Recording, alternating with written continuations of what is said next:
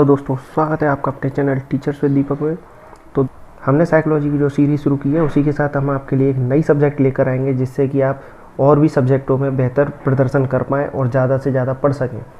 तो दोस्तों, जो हमारी सीरीज़ चल रही थी उसमें हम बाल्यावस्था कर चुके थे। अब हम किशोरावस्था की बात करते हैं। तो किशोरावस्था को एडोलसेंस भी कहा जाता है और इसकी एज होती है 12 से लेकर 18 वर्ष या 12-13 वर्ष से लेकर 18 वर्ष। तो अब इसको एडोलसेंस कहने की क्या वजह थी और एडोलसेंस शब्द क्या है, कहाँ से आया है, तो इसके बारे में जानते हैं। तो एडोलसेंस की उत्पत्ति जो है वो लैटिन भाषा से हुई है। किस भाषा से हुई है दोस्तों? लैटिन भाषा से। और जिसमें इसका अर्थ क्या होता है? परिपक्वता की ओर बढ़ना। क्या होता है? परिपक्वता की ओर बढ़ना। ठीक है दोस्तों, यानी कि इसी उम्र के बाद से हम परिपक्वता की ओर बढ़ने लग जाते हैं। यानी कि जैसे जैसे हमारी किशोरावस्था खत्म होती है हम परिपक्वावस्था या प्रौढ़ावस्था की ओर चले जाते हैं। एडोल्स ईयर से बने शब्द एडोलसेंस को किशोरावस्था के रूप में जाना जाता है, जिसका अर्थ क्या निकला? परिपक्वता की ओर बढ़ना। स्टैनली हॉल, तो स्टैनली हॉल ही सबसे पहले मनोवैज्ञानिक थे जिन्होंने किशोरावस्था पर विस्तृत अध्ययन किया था। यानी कि किशोरावस्था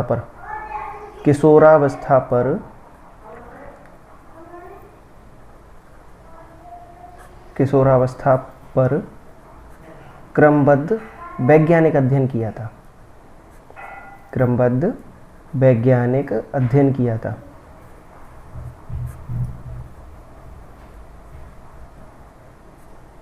यानी कि स्टैनली हॉल ही पहले मनोवैज्ञानिक थे जिन्होंने किशोरावस्था पर क्रमबद्ध वैज्ञानिक अध्ययन किया।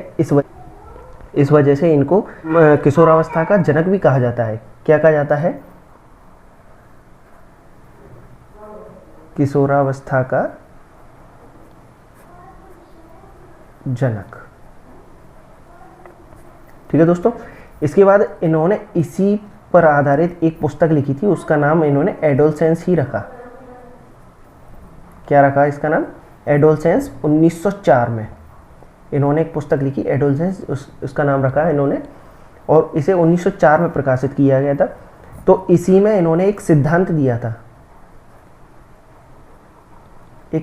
दिया था, जिसमें किशोरावस्था के बारे में बताया गया था। और वो सिद्धांत क्या कहता है, जिसे हम त्वरित विकास के सिद्धांत के नाम से जानते हैं। ये कहता है कि किशोरावस्था में विकास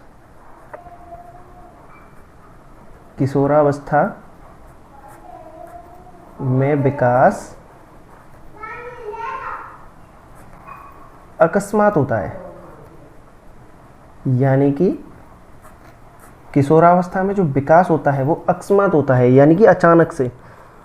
ठीक है, लेकिन इस सिद्धांत का कुछ विरोधाभास भी हुआ कि विकास तो कभी रुकता ही नहीं है, तो फिर ये अकस्मात कैसे हो गया। इसलिए इस विकास के सिद्धांत के विरोध में या विरोधाभास में एक दूसरा सिद्धांत दिया गया थॉर्नडाइक एवं हॉलिंगवर्थ ने, जिसको हम क्रमिक विकास का सिद्धांत कहते हैं।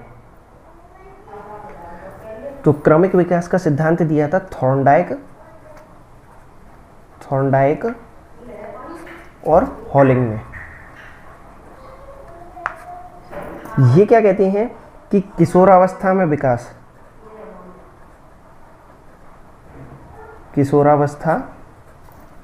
विकास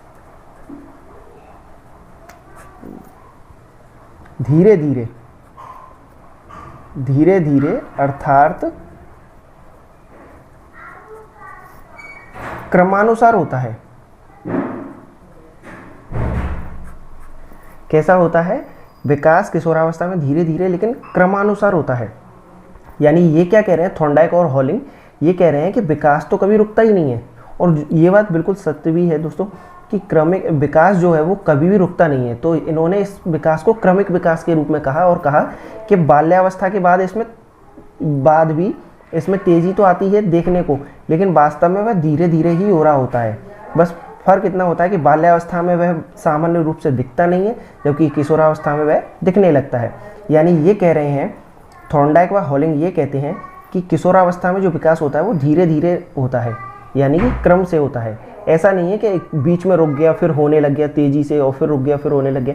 जबकि विकास का तो आप सभी जानते हैं कि विकास कभी रुकता ही नहीं है, विकास निरंतर चलने वाली प्रक्रिया है। कैसी प्रक्रिया है? निरंतर चलने वाली प्रक्रिया है। तो फिर जो स्टैनली हॉल ने नियम दिया था कि त्वरित विकास का सिद्धांत, जिसमें अकस्मात बताया, वह तो हो ही नहीं सकता।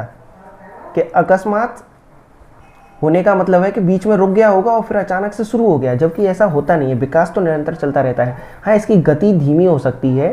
तो दोस्तों, अगर आपसे परीक्षा में ये पूछा जाए कि क्रमिक विकास का सिद्धांत किस विकास के सिद्धांत के विरोध में दिया गया, तो यह आप यहाँ क्या बताओगे? आप उसे बोलोगे त्वरित विकास के सिद्धांत के विरोध में। किस विकास के सिद्धांत के में? त्वरित विकास के सिद्धांत में। ठीक है, क्यों? क्योंकि स्टैनली हॉल तो ये कह रहे थे कि विकास अकस्मात होता है, जबकि आप सभी जानते हैं और मैं भी जानता हूँ कि विकास निरंतर चलने वाली प्रक्रिया है। कैसी प्रक्रिया है? निरंतर चलने वाली प्रक्रिया है। इसलिए विकास तो कभी अचानक होगा ही नहीं, अकस्मात होगा ही नहीं। हाँ, ये हो सकता है कि वह धीमा हो सकता है, लेकिन वह रुकता नहीं है और अकस्मात नहीं होता है। ठीक है दोस्तों, इसके बाद है किशोरावस्था के नाम या अन्य नाम जिन्हें हम कहते हैं। तो किशोरावस्था को अन्य नामों से भी जाना जा सकता है, जैसे जीवन का सबसे कठिन काल, जीवन का सबसे कठिन काल,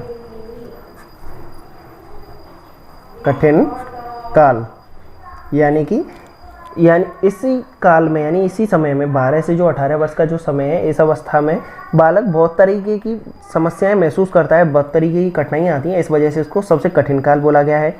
फिर इसे उलझन की अवस्था बोलते हैं, उलझन की अवस्था। अब उलझन की अवस्था क्यों कहते हैं दोस्तों इसको? ये आप जानते ही हैं कि इस अवस्था का बालक ठीक से निर्णय नहीं कर पाता है, उसे समझ में नहीं आता कि क्या सही है और क्या गलत है। उसे सही गलत का अंतर नहीं पता होता है कि क्या सही है और क्या गलत है। इस वजह से वह उलझन में पड़ा रहता है। इस वजह से इसे उलझन की अवस्था कहते हैं। फिर इसे आंधी तूफान की अवस्था भी कहते हैं, आंधी तूफान की अवस्था। क्यों? क्योंकि इसी में अवस्था में परिवर्तन ज़्यादा होते हैं, बालक का विकास होता है सर्वाधिक, और बालक के जो विचार हैं या भाव हैं, विचार या भाव हैं, वह दूसरों से नहीं मिलते हैं। इसी वजह से इसे आंधी तूफान की अवस्था भी कहते हैं, और विकास तेज़ी से होता है, इस वजह से कहते हैं। फिर इसे जीवन का स्वर्णकाल कहा जाता है। इसे क्या कहा जाता है? जीवन का स्वर्णकाल कहा जाता है। इसी तरीके से इसे तार्किक चिंतन की अवस्था भी कहते हैं, तार्किक चिंतन की अवस्था, यानी कि इस अवस्था में बालक तार्किक चिंतन भी करता है। इस वजह से इसे तार्किक चिंतन की अवस्था भी कहते हैं। ठीक है दोस्तों, इसके बाद है हमारे विकासात्मक कार्य व विशेषताएं, विकासात्मक कार्य व विशेषताएं। तो इसमें पहला है चहुमुखी विकास। चहुमुखी विकास का क्या मतलब है? यहाँ पर शारीरिक होगा, मानसिक विकास होगा, सामाजिक होगा और संवेगात्मक, यानी कि इन सभी तरीके के विकास होते हैं। इस वजह से इसको चहुमुखी विकास की अवस्था या चहुमुखी विकास कहते हैं। इसके बाद है कि चिंतन या दिवा स्वप्न की प्रवृत्ति, यानी कल्पना का बाहुल्य कैसे होता है कि वह चिंतन तो करता ही करता है, लेकिन यहाँ पर दिवा स्वप्न भी जुड़ जाता है इसमें, यानी वह सोचने लगता है कि मैं ये कर सकता हूँ, मुझे ये करना है, मुझे वो बनना है, और वह इसी तरीके से वह दिवा स्वप्न की और चिंतन की अवस्था की वजह से इसमें कल्पना का बाहुल्य होता है। ठीक है दोस्तों, इसके बाद है स्वतंत्रता व विद्रोह की स्थिति। स्वतंत्रता और विद्रोह की स्थिति कैसे होती है कि बालक जो है मानसिक रूप से स्वतंत्र भी महसूस करता है, वो सोचता है कि मैं बड़ा हो चुका हूँ, हाँ, और विद्रोह की स्थिति इस वजह से होता है कि उसके जो विचार हैं वो अपने माता पिता से या बड़ों से नहीं मिलती, तो वह अपने ही अनुसार काम करने की कोशिश करता है। यानी कि वह स्वतंत्रता की स्थिति उसकी मानसिक स्थिति होती है, और विद्रोह की स्थिति भी मानसिक ही होगी, जहाँ पर उसके विचार जो है ज़्यादातर माता पिता या भाई बहन से नहीं मिलते हैं। इस वजह से उसके स्वतंत्रता व विद्रोह की स्थिति भी है। फिर अभाव, तो इस समय पर समायोजन का अभाव होता है। किसका अभाव होता है? समायोजन का। ये इसकी विशेषता भी है। याद रखना दोस्तों, हम विशेषताएं और कार्य पढ़ रहे हैं, जिसमें हम देख रहे हैं कि अभाव किस चीज़ का होता है, उसके समायोजन का अभाव होता है। यानी कि बालक जो है वो परिवार व समाज के साथ ठीक से समायोजन नहीं कर पाता है, परिवार व समाज के साथ ठीक से समायोजन नहीं कर पाता है, इस वजह से उसमें अभाव होता है।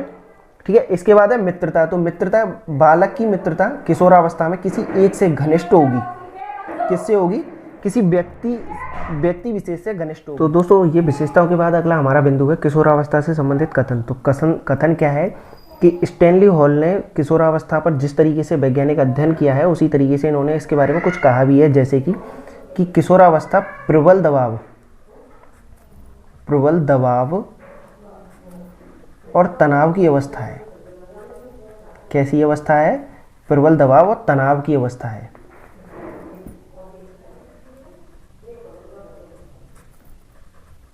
ठीक है दोस्तों, यानी कि उन्होंने जिस तरीके से कहा कि किशोरावस्था में परिवर्तन भी अकस्मात होते हैं, इसी तरीके से ये अवस्था प्रबल दबाव की, यानी इस अवस्था का जो बालक होता है वह अपने आप पर दबाव और तनाव बहुत ज़्यादा महसूस करता है। इसके अलावा वैलेंटाइन ने क्या कहा है? तो वैलेंटाइन ने इसे मित्रता के आधार पर कहा है कि यह घनिष्ठ मित्रता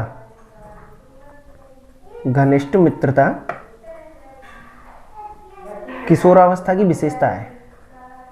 अभी हमने पढ़ा था उसी के अनुसार कि घनिष्ठ मित्रता जो है किशोरावस्था की विशेषता है। ठीक है, रॉस महोदय क्या कहते हैं कि समाज सेवा के आदर्शों का निर्माण, समाज सेवा के जो आदर्श हैं, आदर्शों का निर्माण एवं पोषण कौन करता है? किशोर करते हैं। ठीक है दोस्तों, यानी कि रॉस क्या कहते हैं कि किशोर जो है वो समाज सेवा के आदर्शों का निर्माण करते हैं और उनका पोषण करते हैं वगैरह। ठीक है दोस्तों इस तरीके से ये हमारी किशोरावस्था भी यहीं ख़त्म होती है। इसके बाद हम आपके लिए बुद्धि का टॉपिक लेकर आएंगे, जिसमें हम बुद्धि कितने प्रकार की होती है, उसकी क्या क्या विशेषताएं, उनकी क्या क्या कार्य है, उनके बारे में विस्तृत जानकारी देंगे।